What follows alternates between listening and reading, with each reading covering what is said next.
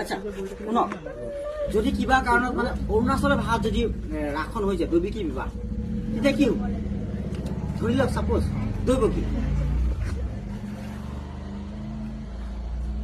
दादा मेरा बात को सुनो ना ऐसे मत करो ना मेरा ये जो एक एक करके तुम 7 नंबर लड़का मार दे रही ऐसा मत करो 8 नंबर बच्चा को आपको पालने दो ना ऐसा मत करो दादा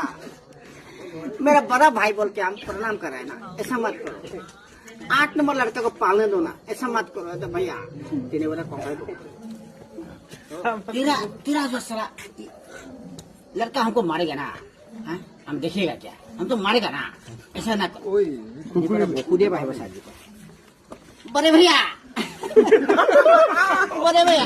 बड़े भैया हम पाव पकड़ा रहे ऐसा मत करो ना देखो ना हम बम्बू टेंगा को खा के हम बहुत शक्ति बना के 7 नंबर तुम मार देना हम कुछ बुला है क्या ऐसा मत करो 8 नंबर का हमको पालने दो भैया बड़े भैया ऐसा मत करो तो कौन खमत खबर तुम साला जदा करता रहे साला हरिन हाथो ना हम इसको मारेगा ना किंतु এটা কথা কম দেই কৃষ্ণ মনোৰঞ্জনৰ বাবে দিছো দেই কৃষ্ণ